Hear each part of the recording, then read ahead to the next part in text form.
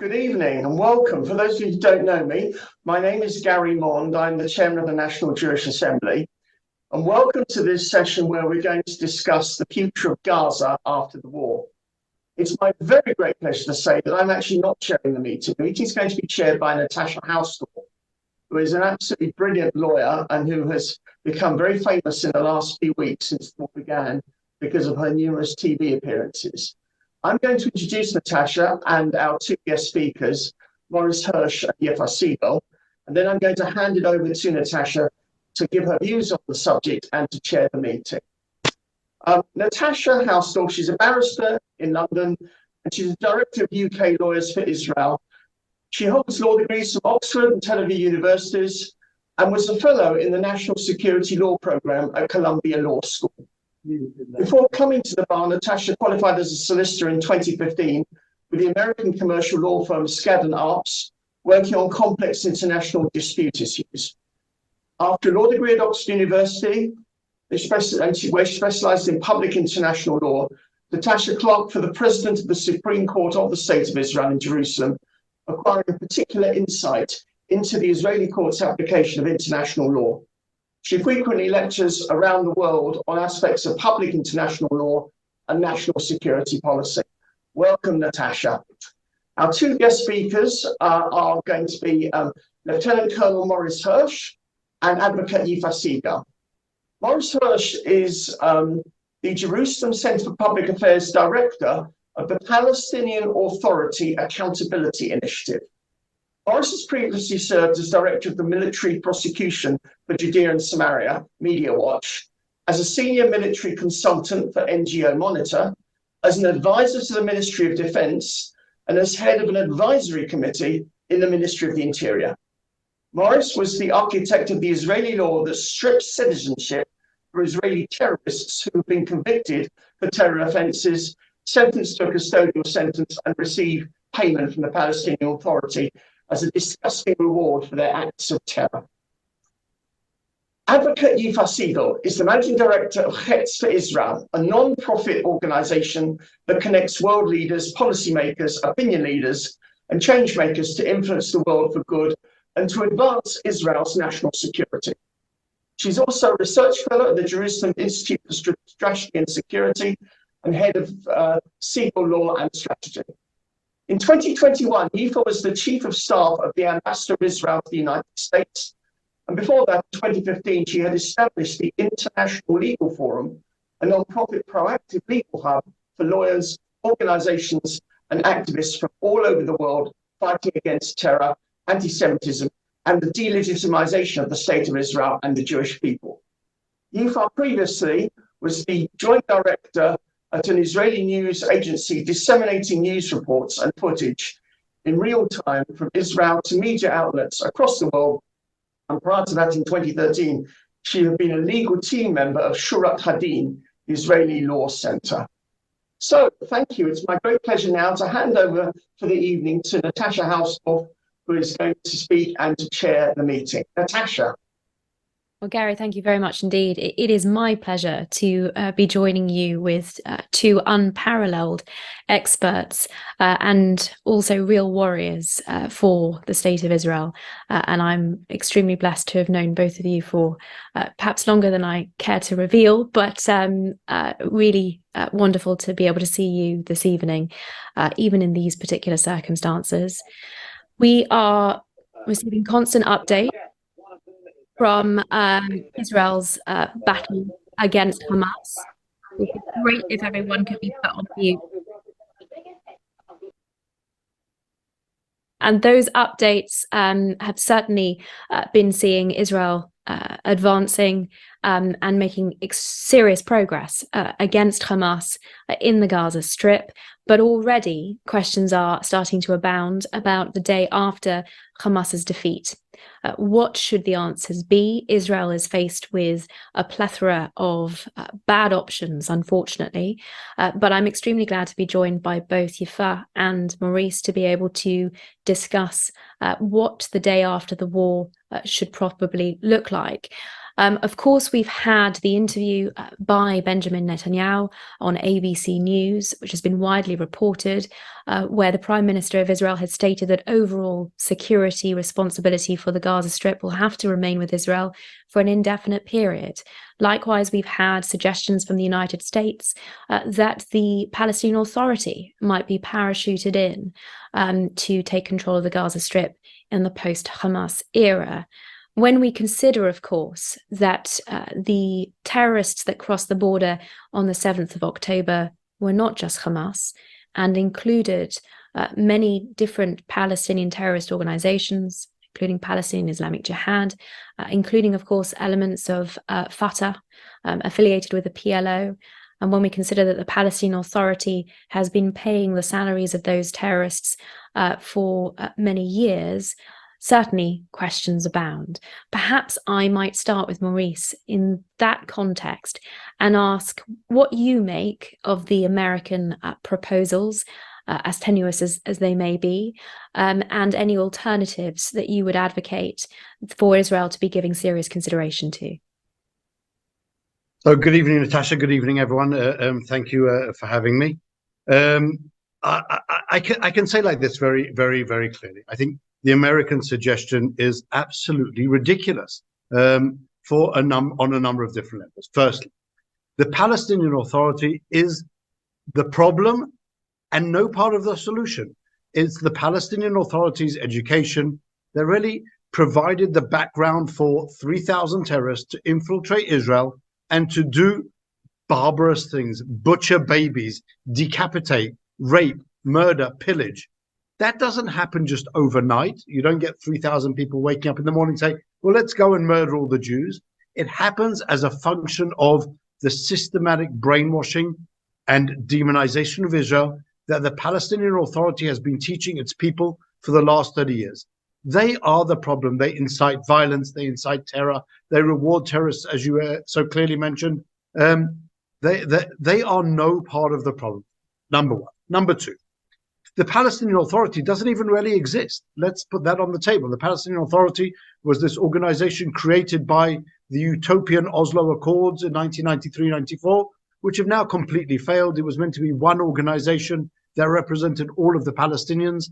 Since 2005, and definitely since 2006, since the last elections won by Hamas, and thereafter Hamas taking control of the Gaza Strip in 2007, that one organization hasn't existed. Mahmoud Abbas, the president, the prime minister, the leader of the, not prime minister, there's someone else, the president of the chairman of the Palestinian Authority, hasn't set foot in Gaza in the last 17 years, because they don't want him there.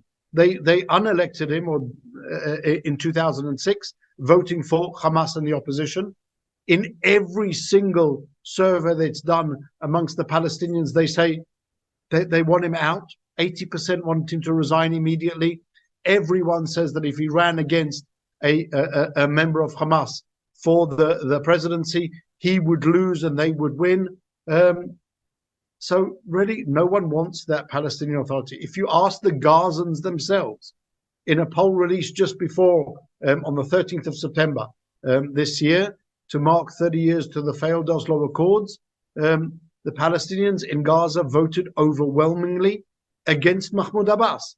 So this idea now of the Americans to come along and say, well, we're going to take this organization that's defunct, that is absent of any democracy whatsoever, that incites, supports, rewards, and incentivizes terror, and who is hated by both the people and they don't want to be there, but we're going to implant them on the Gaza Strip. That's just absolutely ridiculous.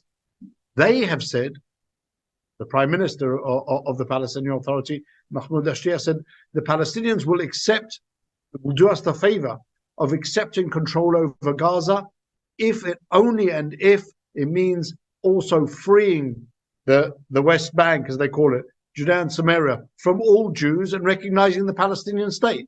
So really understanding that their basic condition for accepting responsibility or being handed responsibility for Gaza by the Americans is the creation of another hostile state on the blood of 1,400 victims. That's something which is just morally defunct, I would say, also to the Americans, not to say that it's just unrealistic on every level possible. Maurice, thank you for that introduction. I should say I'm monitoring the chat, so if our audience have questions, please put them into the chat and I'll be presenting them to our two speakers. But I want to turn to Yifa because I happen to know that you're working with an organization that is busy in considering plans for the day after the war, and I would be extremely grateful if you might outline the proposal that you and your colleagues have come up with. Yes, of course. So first of all, Maurice is a part of our group, and we've been working a day and night to kind of finalize this and put this in writing so that we can start advancing it. I think one of the biggest problems that Israel is facing, even if it's not really justified, but one of the problems is that we don't yet have a clear plan to present to the world, and so we see the Americans going and trying to fill the void with what I would like to call the limits of their imagination, which is the one and only plan that they already know about, even though we tried it and failed. And so, first of all, what we thought to do was try to, for the first time ever, maybe for the first time since the dream of Oslo fell apart, but certainly in a realistic way, to create for the first time ever a plan that might actually give us on the horizon a possibility to have a different type of neighbor on our borders, to try to look at the history and to see what, if ever worked in terms of trying to change the society and try to change the indoctrination of society from being a hateful society that really sanctifies death and not life, and is determined to go to war at all costs. And so the only two examples that you can find, I think, is what the Allied power decided to do with two societies. One is Nazi Germany, and the other is Imperial Japan after World War II. And so if we look for a second, even if we just look at Nazi Germany for a second, we understand that they took a society that was heavily indoctrinated. And so it was very clear that if the plan it stops at defeating the Nazi military, then it's very likely that within a few years a new Hitler might rise, and another world war will be on the horizon. And so it was very clear to everybody that you have to have a plan that has kind of several aspects to it, and we draw our inspiration from that plan. And so you can say that there are four elements to this plan that we want to enact in Gaza. First of all, there's an issue of security. Security is number one priority. It's obviously the reason why we went out and fought the war to begin with. And so it's very clear that the IDF can no longer be allowed to function behind a fence.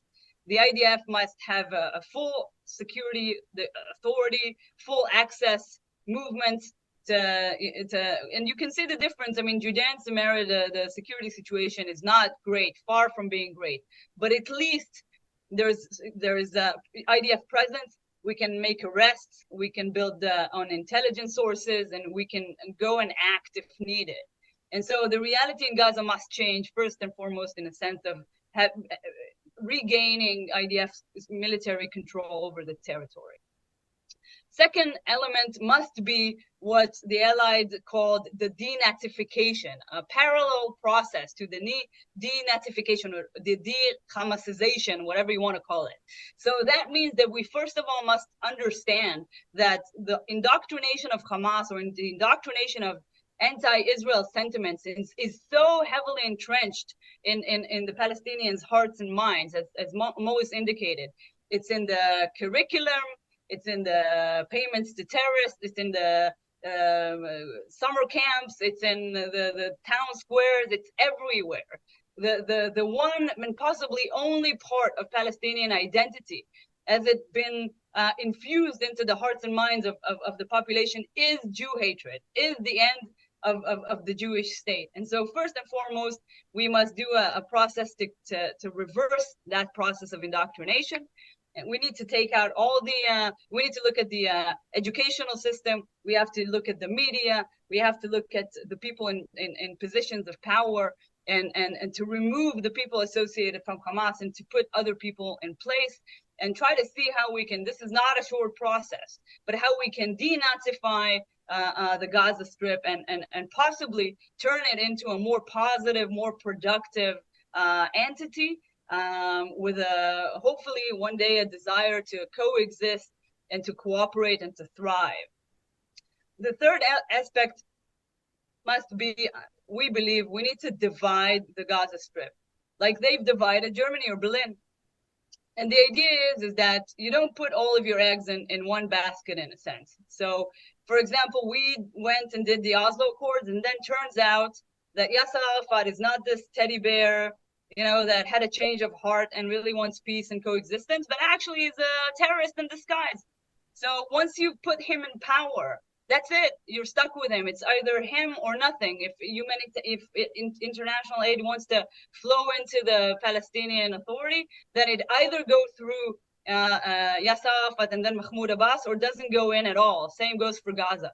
But if you divide Gaza into what we're suggesting right now, it's 5 different parts, but it can be, you know, it can be comprised differently. Then you can create a healthy type of competition between the different districts, between those new authorities. You can say humanitarian aid or international aid doesn't go into a district that is still has terrorism or incitement or support for terrorism, but only to those parts that are actually moving according to plan, so you can actually differentiate with your international aid and support. And then, of course, if one of these governors or new leaders is assassinated, or if he is debunked somehow, then not all of the plan has to be thrown in the bin. You can actually have 4 more parts that you can still continue and have a security problem only with a very small segment of the Gaza Strip. And so the fourth aspect of it is to have hopefully an international group together with Israel, which must be the leader of this group, for supervision and implementation of international aid funds. So we're hoping to get the Americans on board, of course, the UK or France and Germany, and then from the Arab side, the UAE, Egypt, and hopefully maybe Saudi Arabia. And so we have created a list of benchmarks. Some of them are negative, some of them are positive. For example, you know, no terrorism, no incitement, taking out the laws that forbid selling lands to Jews or to give rewards to terrorists. And then on the positive side, you have programs of coexistence, improving the economy, improving the infrastructure, you know, creating positive improvements for Palestinian society or Palestinian people. And so you have a list of benchmarks, and the international aid would only go, you know, in a very flexible way to those new authorities or those districts that actually follow and abide by these benchmarks. And so we can all sit together in international force, look again, kind of led by Israel, to constantly check if these new districts, these new authorities are complying by these benchmarks, and then they can get, you know, a lot of international aid, a lot of support, a lot of cooperation. And then if they don't, then we're not stuck with an all or nothing situation, and we have a lot more tools that we can to deal with it. So just to finalize, if this can actually be enacted, and I think it can, because it's really not that complicated, and although we've put a lot of adjustments into it, this is something that has already been tried and succeeded in a very big way. Although there is criticism, of course, about, you know, the Marshall Plan in Germany and etc., but it has been successful, obviously. Then I think, as I said in the beginning, it might be the first time ever that we can look to our neighbors and say there is a place for, you know, cautious optimism, but maybe down the line, in years from now, we can have a fruitful, productive neighboring relations with a new Palestinian identity that will rise, that is not solely about killing and destroying Jews.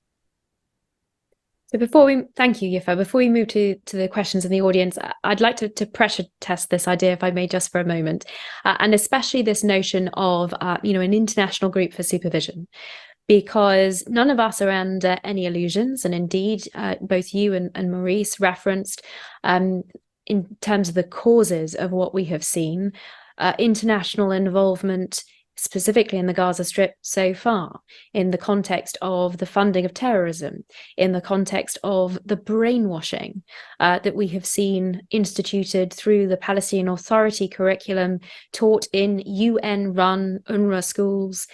Further to that, the position that the United Nations is adopting now, the rhetoric that we have heard from the Secretary General of the United Nations, Guterres. In that context, and of course this is a significant differentiating factor, isn't it, between the international coalition behind the rebuilding of Germany and the Marshall Plan, which universally acknowledged the horrors of Nazism and was committed to eradicating that. The flip side of that is the excuses we have seen the international community making for Hamas, the refusal of the United Nations to even condemn Hamas terrorism. How do we ensure, and perhaps Maurice, I can start with you, that in the context of this proposal, that the international community will hold the authorities in Gaza to account and won't continue their shameful record of funding terrorism and supporting extremism?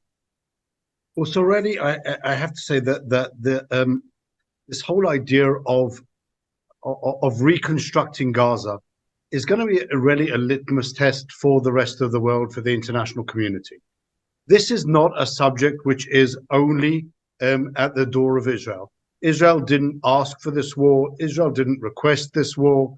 Israel had done as much as it could really to avoid a situation where Israel would be returning to the Gaza Strip. This is probably the last thing in the world that we actually wanted. We pulled out everything in 2005, as we know, and that was meant to be the end of it. Like there is no more occupation. You have this ability to build really the Singapore of the Middle East. And with economic cooperation with Egypt, use the Sinai as a massive area for industrial factories. You have employment. You have a society that functions and prospers. But unfortunately, that wasn't what the Palestinians want. And this is an integral part of understanding what is going on between us and the Palestinians.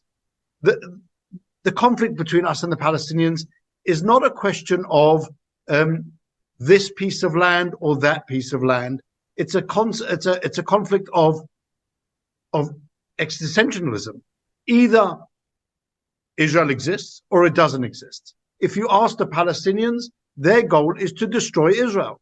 They have no other goal. They're not interested in making peace with us. They're not interested in being friends with us.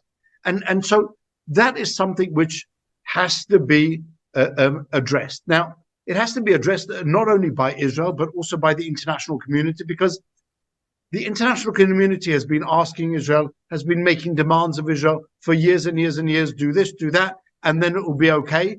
Israel has given more and more and more. The result has been more and more and more deaths, unfortunately, and more terrorism. So will the international community actually step up this time and say, you know what? We actually do care about the Palestinians, because let's put that on the table at the moment. The international community doesn't really give a damn about the Palestinians. That's their record until now. They have shown time and time again that they're just not interested. They could have done so much more. Just say to the Palestinians, you know what? It's unacceptable to support terror. It's unacceptable to support the murder of Jews. That is something which we will not tolerate, and therefore it has to end. Now, that's just a simple moral requirement, which should have been really a no-brainer. But instead it became a question of, well, not really. It's not really so easy. It's something which has to be discussed. And so the international community has led us down this line, as we heard from the disgusting words of Guterres, that the massacre didn't happen in a vacuum. Well, neither did the Holocaust happen in a vacuum. It happened in the context of virulent Jew hatred and a crazy dictator who wanted to murder Jews. And so will the world step up? Will the world say, you know what, we are willing to take that onus on ourselves and now make a change also for the benefit of the Palestinians, instead of just using them as a weapon to attack Israel, leaving them in poverty, leaving them without rights as they have done in Lebanon, leaving them as refugees forever, even in what they claim to be their own country. Will the world stop using the Palestinians as a means to attack Israel? That's something that remains to be seen and has to be an integral part of any plan moving forward, because this isn't Israel's responsibility. And I would suggest that if there is an international cooperation and really positive international cooperation in this project, I think it would be best for Israel to just pull out, leave the Gazans in their slums, leave it in their wrecks, and if necessary, we will go in again and kill the terrorists. Because remember this war cannot end until Hamas is obliterated. No ceasefires, no humanitarian pauses. Hamas needs to be obliterated. Once obliterated, that should really lay the basis for a much more healthy Palestinian society in Gaza, which one would hope would want to live in peace with Israel, if only for the fear of a repeat of the experience that they've had since the afternoon of the 7th of October. And clearly education lies at the heart of that. Yifa, do you have thoughts on how we cause that revolution in the international community's approach and attitude to facilitate this? Yes, I just want to add, first of all, using the term international community, I think sometimes we have to, because it makes the conversation easier, but the bottom line is kind of a joke, because there is no international community. I mean, so I've mentioned a few countries that I think are the key here. They're the leaders of either the West or the Arab world, and they can be key partners in this. These are the countries that we need to convince. I'm not too interested about the rest of the world at this moment in time. I wish they would all jump on board and be very happy to support it, but I'm not counting on it, and we don't need it. And so let's talk about the Palestinian problem for a second in a realpolitik kind of a way, both from the Arab perspective and from the Western perspective. So first of all, the Palestinians are the golem of Prague that they created a monster and now they don't know what to do with it, and they're committed to the narrative. And they're committed to their own population that is super concerned about the Palestinians and about Jerusalem, because that's what they have been telling them for so many years. So also similar with the West, by the way. I mean, I think that you see the response coming from the American government, from the British government, from the French, from the German. They understand now, at least they understand what happened to the Palestinian population because of the indoctrination process. They understand that this is not some political dispute or dispute really over a few square meters of land. So I think this is an opportunity also for them, if we wrap it up nicely enough, and I think it's absolutely true. It's an opportunity to say, this is really about taking care of the Palestinians, as Maurice said. I mean, this is about creating a better future for them, but also for the Arab countries. Every time that violence flare up, between Israel and the Palestinians, they have their own instabilities and their own concerns domestically. I mean, you see mass demonstrations and violence and demands from the people, even though the governments themselves know exactly what the story is about here. And so they're dying to get rid of this problem, and we're trying to help them with this plan because it's a shift in narrative 180 degrees. Same with the West. I mean, look at the demonstrations in London and in Washington and in Paris. I mean, this is a real problem for our potential allies here, not just in terms of the future of the Palestinians or the safety of Israelis, also in terms of their own domestic stabilities and their own security concerns. So they don't want to see any more rounds of violence, and this is what we're doomed to have, if we're not going to take care of this problem now once and for all. And so I think, explaining this to them now, I think that there's a new realization in the Arab world about wanting to get closer to Israel. I mean, we've seen this since the Abraham Accords, and we've seen with the West now a new understanding, at least, of the magnitude of the problem and possibly the real source of the problem. So there's an opportunity to explain this to them this way, and to have them explain it to their own population, to their own public, to their own parliaments, and hopefully from a very realpolitik point of view, that we can make it work. I'd like to bring in an additional aspect that we have to contend with, which again wasn't in existence at the end of World War II, and gather your thoughts on it. It comes from a question that's been posed in this respect.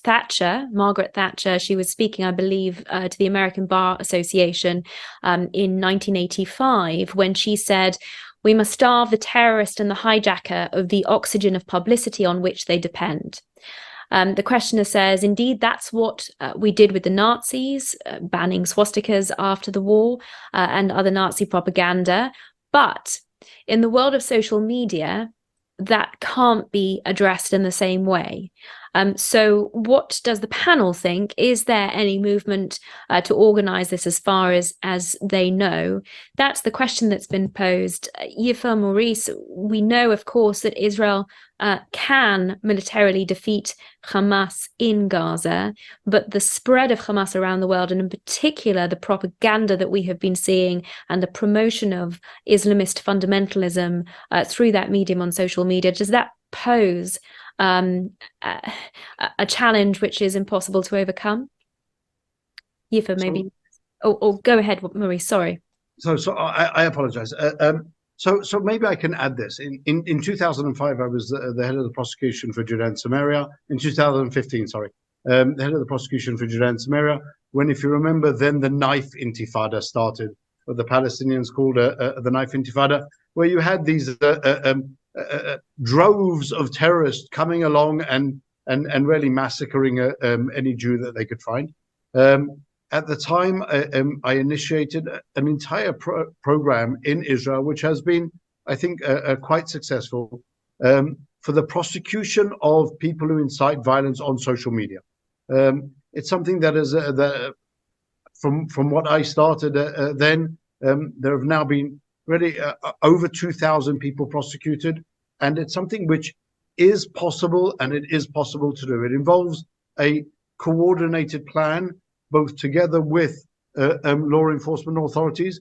On the one hand, prosecution of offenders, which does in and of itself, given sufficient punishment, create somewhat of a deterrent, together with administrative moves to ensure that the social media companies themselves do address their own social responsibility, and do ensure that their platforms do not become, to the greatest extent possible, a source for violent hate speech and promoting terror. Now, that's something which hasn't really developed, unfortunately, too much. There are some of these companies that do cooperate to a certain extent, but anyone who's present on Twitter knows that that's just already a cesspool of uncontrolled, I would say in general, racism, definitely Jew hatred. And so that's something which definitely stamping out that idea is, and the idea of Hamas is without question difficult. We still see today, as much as we've destroyed the Nazis already 75 years ago, 78 years ago, we still see on social media Nazi expressions of different kinds. So that's something which really hasn't been totally expunged. One would hope that in normal, decent societies, the goal that would be achieved would be that this is so delegitimized that it's not even socially acceptable anymore to to make those expressions or to publicize those expressions, and people who do are both frowned upon and ostracized. That's what we need to do. It's like excuse me for the example, but eventually we took out of our conversation the idea of asking rape victims, well, how long was your skirt?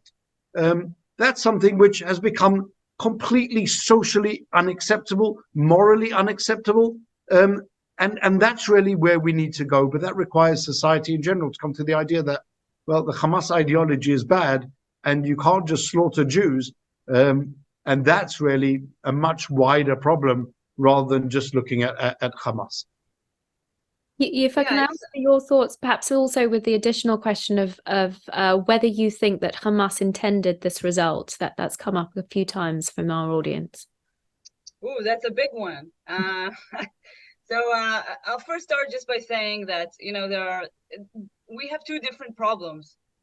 One is a problem that I hope, you know, the West would now realize the scope of the problem that you know, we ourselves have within our own countries, of people that don't see the world as we do in terms of values. They support massacre. They will celebrate and rejoice with the beheading of babies in the streets of London and in other capitals in the West. That's one problem that I hope this was a wake-up call. I mean, we're now hearing voices that we haven't heard in the past.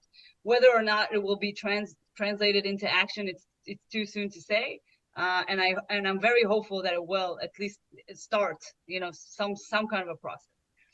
But on social media, we have a different problem. We have a much bigger problem because, you know, the idea of freedom of speech is a Western idea. You have a society, and the society has its own values, and there is a market of ideas, and everything is supposed to have been happening, you know, inside of society. But what social media has done is that we brought 1 billion plus, you know, Muslims that don't live in our societies and don't share our values and don't believe in freedom of speech into our freedom of speech platform, and they outnumber us, you know, by so much. I mean, even if you look at all the countries in the West, what we can call the West, and put all of our people together, we don't have enough people, you know, to kind of balance it out. So certainly if you narrow down the group and you say only Jews or only people who are supportive of Israel, then we are outnumbered by thousands of percentages. And so the problem on social media is actually much, much, much greater. And I think that we need to rethink, you know, the whole concept of access and freedom of speech on the platform. It's a whole different conversation, so I'm not going to go into suggestions right now. I'm just putting it, you know, for people to think about. As per Hamas's intentions, there was an interview with, you know, the people of Yifa Segal just yesterday. I don't know if you read it. And, you know, they're basically saying, look, I mean, the whole status quo, we don't like it. We wanted to stir up trouble. We wanted to make, you know, the problem of Palestine front and center of world affairs again. And so we needed to do something that is grand, that is, you know, unprecedented. They wanted this. I mean, of course, I think that they were hoping that, you know, that they can bring other groups into the fight, and this may be the end of Israel. I mean, if you see the reports, they've brought weapons with them to last for about a month. So I can imagine that they were hoping that they would have their attack, and then you would have Hezbollah coming from the north and the militias in Syria coming from the northeast, and of course Yemen and Judea and Samaria, the Arabs and the Palestinian authorities will rise, and Israeli Arabs would rise, and within that month they would bring the Israeli entity to an end, and they will be able to fulfill the prophecy and then all of that, and that would be the end of it. And so I think that, you know, they did not expect, first of all, Israel to respond in such a way that we have, because again, it's also unprecedented. We've never seen a response like this before. And they didn't expect, I think, what the Americans would do and what the British would do and other countries as well. And I think at the end of the day, I'm very grateful that, you know, whatever they were planning, they failed to achieve. Of course, they've achieved the massacre of 1,400 people and 240 you know, hostages taken to Gaza. So, Maurice, do you have thoughts on what Hamas's intentions here were and whether they anticipated being quite so successful? So I would like to say to that question is that, and I know what I'm about to say sounds a little bit pejorative, but I'll say it anyway. The question carries with it a fundamental maybe misunderstanding, and it's very it's not just the question itself. It's part of the problem of the international community, definitely over the last 75 years dealing with the Palestinians in general. Hamas's charter has for the last 30 years said very clearly, we want to murder the Jews. We want to destroy Israel. So asking the question, do we believe these genocidal maniacs when they say over and over and over again they want to murder us? Yes, of course, that's what they wanted to do. That is their goal. They say it very clearly. What's unfortunate, however, is similar to the Palestinian Authority is we're just not listening.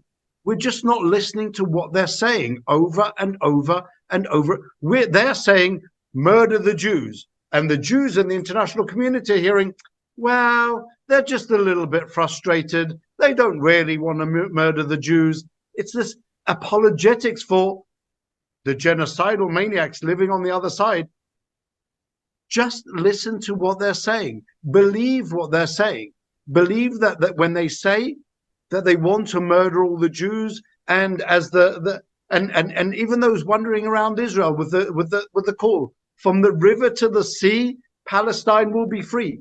Understand what that means, friends. That means that they are looking to murder all of the Jews, and we can no longer ignore what they're saying. We can no longer say, well, they're just Arabs, they don't really mean it. That is fundamentally racist. They do mean it, and they're doing all they can to implement their genocidal program. And so the West really and the audience just need to listen to what they're saying. Yes, they do intend to murder all the Jews, and so we need to respond and make sure that that doesn't happen. That actually answers a couple of additional questions to the effect that is there a worry that Israel's actions in Gaza will further radicalize Palestinians? So I can only endorse your suggestion that we listen to what from them building gas chambers. I can't see how we can really radicalize them any further. Tonight, as we know, is the memorial of Kristallnacht, the night of broken glass when the Nazis in 1938 spread terror amongst the communities and really murdered the Jews as they came along into the streets. Apart from that, the Palestinians can't really do much more than they're doing now already.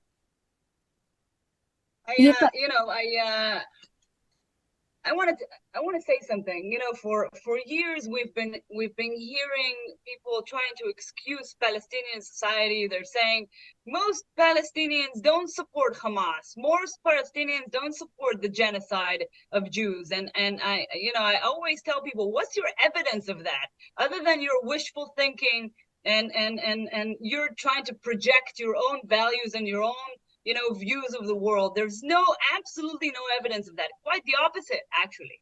I mean, show me one Palestinian that has come out against, the actions of October 7th. Show me one Palestinian that was horrified when they came with hostages, elderly Holocaust survivor women or babies into the Gaza Strip. Where were the people who were horrified of that? Where are the people who came out now with information about the hostages now that the IDF is inside Gaza? I mean, what's the evidence other than the fact that we know that each and every Palestinian has been through their educational system? There's one voice in their educational system, and it all speaks to genocide. All of the content, all of the aspects of Palestinian identity that is being taught in the Palestinian controlled territories, whether Gaza or Hamas, is about genocide of Jews and the destruction of Israel. So there is no chance of radicalizing Palestinians any further, I'm afraid. I mean, the only way to go here is actually try to reverse it, which is what we're trying to suggest with our, plans for Gaza. And yet, in amongst, of course, the celebrations of those atrocities, increasingly there have been clips aired on international media of those critical of Hamas, very quickly silenced, to be sure. But that does give perhaps some degree of hope that those voices that are currently stifled in the circumstances may yet, under the proposals that you're putting forward, be given oxygen. Can I zoom out for a moment and look at the wider geopolitical arena and pose this question from the audience of whether you believe it's possible to solve the Gaza problem without solving the bigger Iran problem? Yifa, I know you're working a lot on aspects of broader regional cooperation. Do you want to start off on that one? Well, look, Hamas and the issue that we've been having with the Palestinians are intertwined, but they're not identical. So, Iran is arming Hamas, training Hamas, funding Hamas, encouraging Hamas, and providing support in various ways. But the problem that we have with Palestinian extremism and Jew hatred and is not, it has an origin with Iran, and it's not gonna, let's say that there is regime change in Iran tomorrow. That would make our lives a lot easier, because there would be, as I said, a lot less support for these Palestinian terrorist organizations. But it's not gonna kill the idea, and it's not gonna kill the ideology. And so we need to look at these problems as separate problems, and both problems must be taken care of. And of course, as I said, they are intertwined in many respects. And so we need to take care of Hamas with or without Iran. And we have to keep our eyes on the ball named Iran at all times, even when we're dealing with Hamas.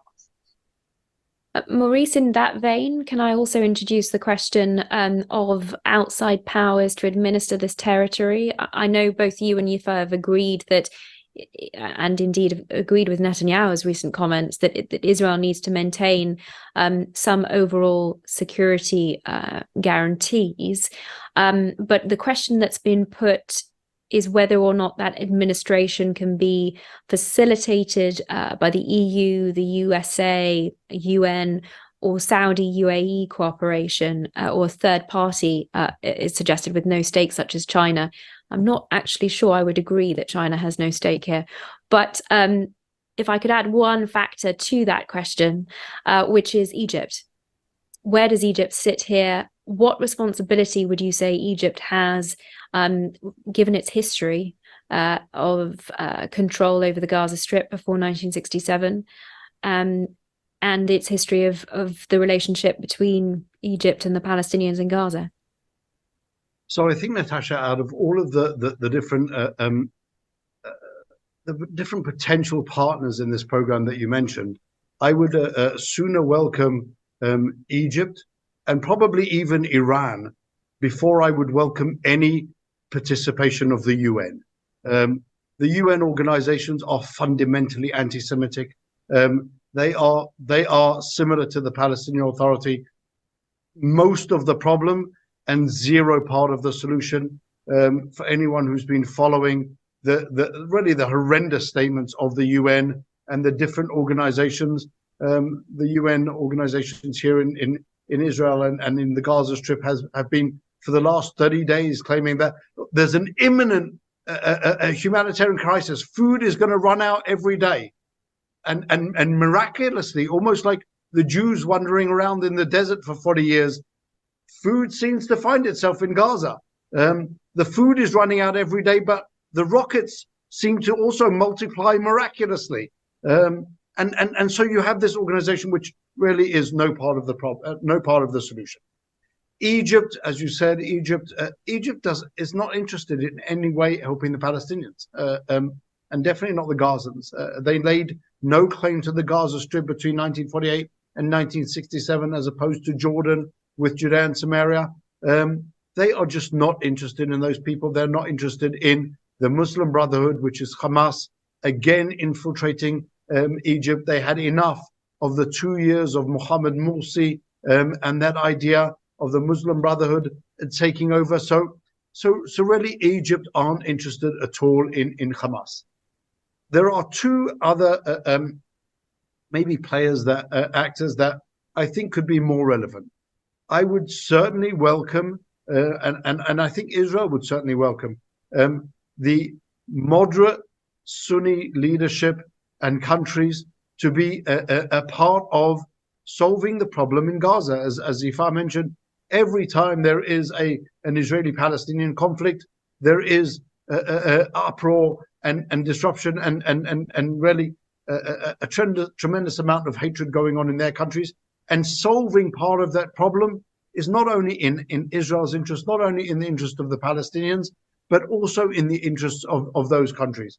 It would also allow really the widening, if you remember that just before we started talking about the massacre, and just before the massacre took place, we were intensively talking about widening and expanding the Abraham Accords from the Arabian Sea with the United Arab Emirates all the way through to Morocco, and then bringing into the fold Saudi Arabia, really a tremendous player. And that's what really pushes Iran on to disrupt this whole thing. And I think that if we can get to the end game of finishing the war, destroying Hamas, and at the same time get to that really historic normalization peace agreement with Saudi Arabia, and then possibly participating with the UAE in some of the rebuilding of Gaza. For those, for people who follow, and for those who don't, I recommend that you go onto the site of Impact SE. It's an organization in Israel that already studies the school curriculums of all different countries, and their continuous reports on the PA are getting worse and worse and worse, unfortunately. But the moves being made by the UAE and even by Saudi Arabia to a certain extent are extremely positive.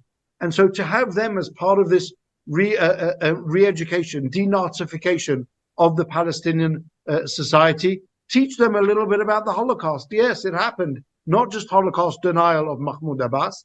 These, I think, could all be positive players. I would like to say Europe would be welcome to come in and play an active part as well. But I feel that Europe, similar to the Egyptians, has less than zero interest in actually solving any of these problems with the Palestinians, because then they won't be able to hold them against the Jews as a weapon. So they're happy to criticize. I think they'll be less happy to take an active role in actually, let's see Joseph Borrell with all of his anti-Israel rhetoric saying, you know what, the EU is going to step up. We will be in charge of providing healthcare to the Palestinians. They're not going to do that, unfortunately. I think they should. I think it would be positive, but they're not going to do it, unfortunately. Well, as if by magic, the Impact SE website has appeared in the chat for those that are interested in learning more about the indoctrination in so many of those Western-funded textbooks. Yifa, there's lots of interest in pounds, shillings, pence, shekels, dollars. Have you costed your plan, and how is it going to be funded? So I don't think we need to, because look, history shows that, you know, millions and millions of dollars flow into Gaza after every round of violence. Everybody wants to show that they've helped rebuild and rehabilitate, and here's a building with a plaque that has the EU flag on it, and here's another one, and here's another one. I don't know if you've ever been to Ramallah or to any other Palestinian city. I mean, all you can see are European flags everywhere. So I'm not concerned about that. I think that, money flows in because everybody wants to, because this is so interesting. Unfortunately, this is too interesting for too many countries. I'm talking about the conflict and the situation in Gaza.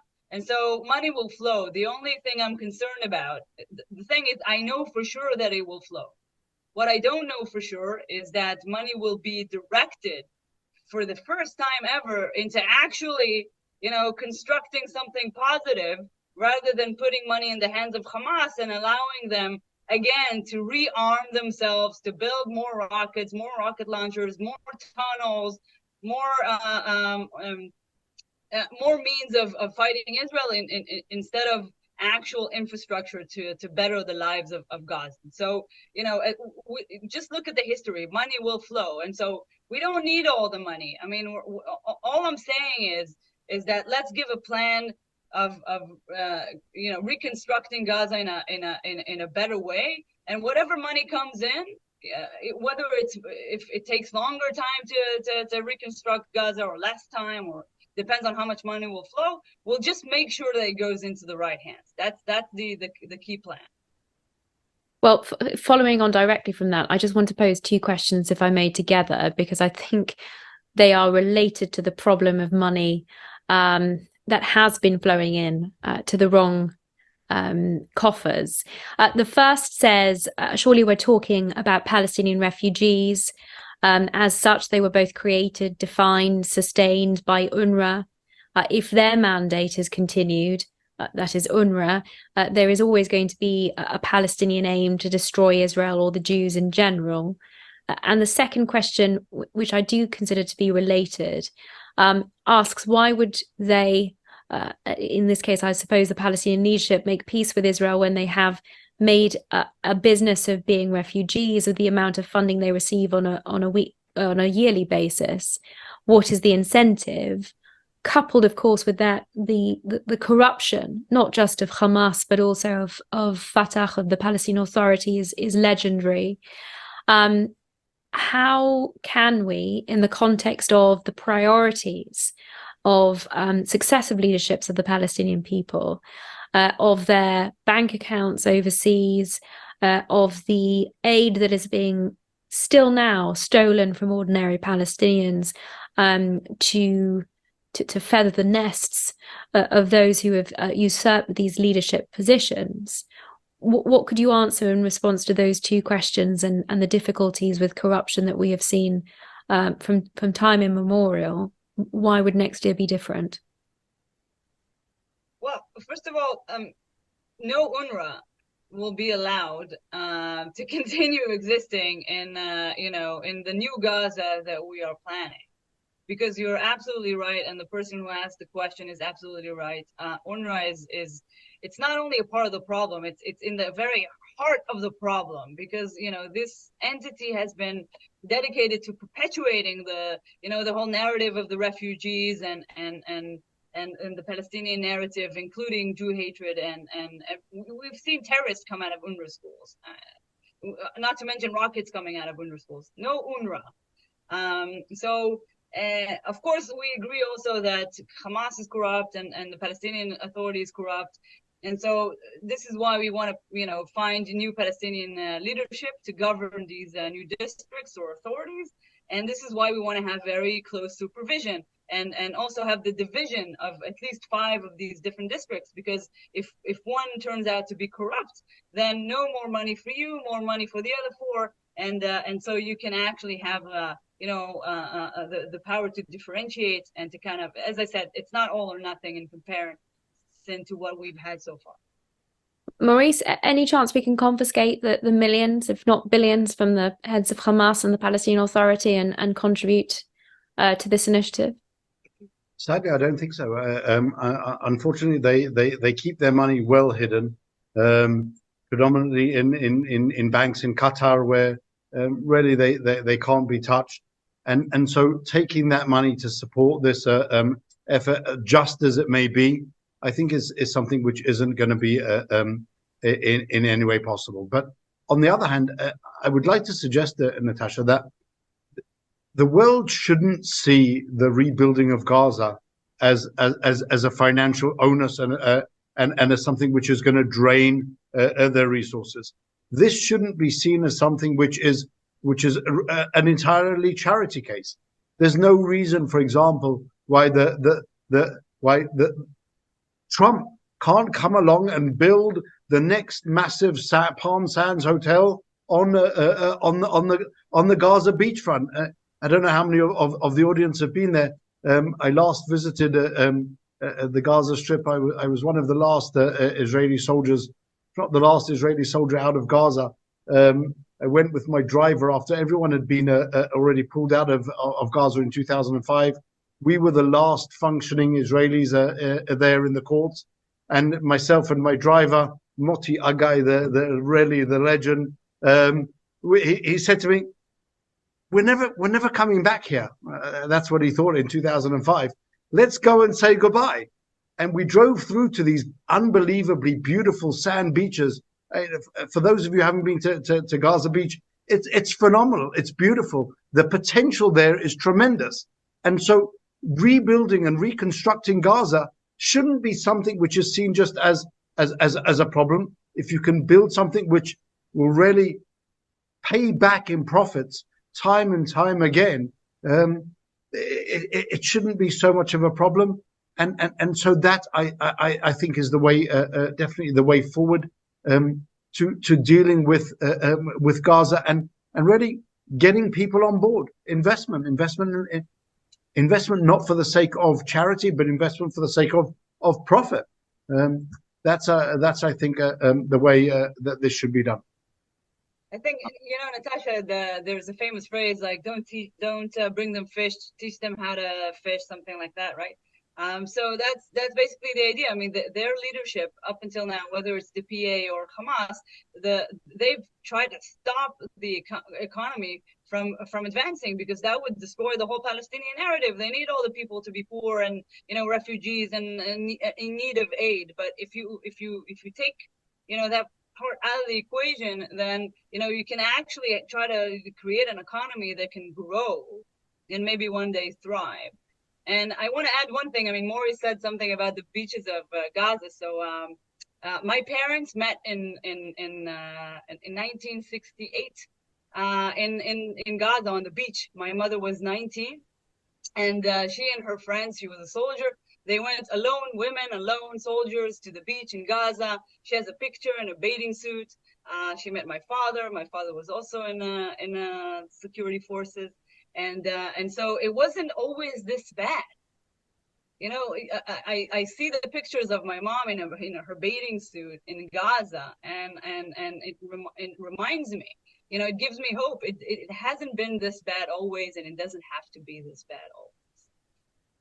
And of course, that ability for populations to mix led to a very different set of circumstances. It's a positive note, perhaps, for us to end on. And I know that when I have visited Ramallah, the most encouraging sites that we visited were startup venture capital funds looking to create Silicon Valley in the Palestinian Authority controlled areas, looking to generate a Palestinian middle class with an interest in seeking peace, a stake in their own society. And I think you're right that both Hamas and also the Palestinian Authority have been doing their utmost to destabilize that and to work against an affluent middle class that would hold their leadership to account.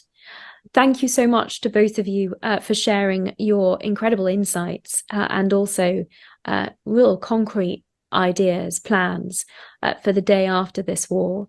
I now, just before I introduce Lawrence to give the vote of thanks, I have been asked to say a couple of words about the next session, which will be on the 15th of November. And the guest speakers will be Gil Hoffman from Honest Reporting and Dina Rover from UN Watch to talk about the unmasking of the media. I know people will have seen really troubling reports, most recently from Honest Reporting, of the involvement of stringers, perhaps freelance journalists, if they can be called that, photographers and others who appear to have taken part and joined the atrocities that we saw on the 7th of October. So picking up on that very important development and the potential responsibility that will be the next webinar that the NJA is hosting on the 15th of November. Thank you ever so much to both of you from me, and it falls to me to introduce Lawrence Julius to thank you formally. Great. Well, thank you very much, Yifa and Maurice. Sorry, can you hear me? Yeah. Loud and clear. Yeah, thank you very much, Yifa and Maurice, for a thought-provoking discussion. So many challenges and highlights. I'm just picking out a few. The need to tackle education, really vital. You lose generations. We've got to reverse the indoctrination. And we've got to get the Palestinians to recognize they're no longer fighting the war of independence in 48, recognize there's Israel and Israel is here to stay. I think that is critical. Going on, I think you've made very interesting points about social media. And can I encourage everyone to sign up to Fighting Online Anti-Semitism? They've got thousands of volunteers, have taken down hundreds of thousands of posts and groups, etc. Really great Israeli NGO. You'll find them on the internet. And I think that's important. And going on really from something Maurice said, or you both said, Gaza had all the elements to be a Dubai on the Eastern Mediterranean. It's got the gas, it's got the tourism, it had the agriculture. We need to get kind of the vision that they actually develop these resources and become the Dubai of the future and not another failed society. And finally, I'd like to say thank you to Natasha, who's been a very insightful host, and look forward to her hosting future events for us. Well, thank you, everyone. Good night.